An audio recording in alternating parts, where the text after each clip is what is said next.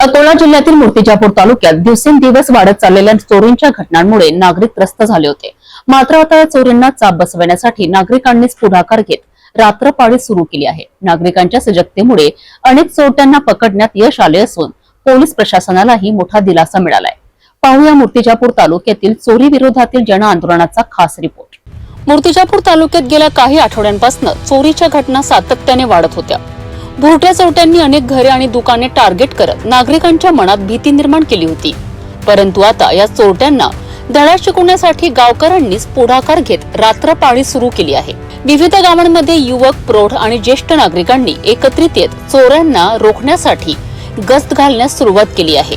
रात्रभर गावातील गल्ली बोळात नागरिक फिरून संशयास्पद हालचालींवर लक्ष ठेवत आहेत. काही गावांमध्ये नागरिकांनी संशयास्पद हालचाल करणाऱ्या चोरट्यांचा पाठलाग करत त्यांना पकडून थेट पोलिसांच्या स्वाधीन केलाय.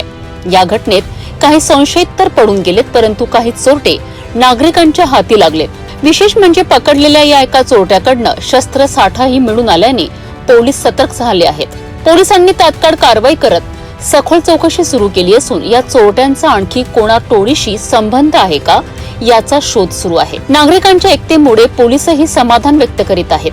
नागरिक आणि पोलिसांच्या या एकत्रित प्रयत्नांमुळे परिसरात पुन्हा सुरक्षिततेचा विश्वास निर्माण झाला आहे. नागरिकांनी घेतलेली ही पुढाकाराची भूमिका निश्चितच प्रेरणादायक आहे.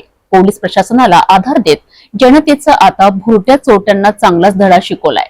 अशी सजगता कायम राहिली तर अशा गुन्हेगारी घटनांना आळा बसवणं शक्य होईल.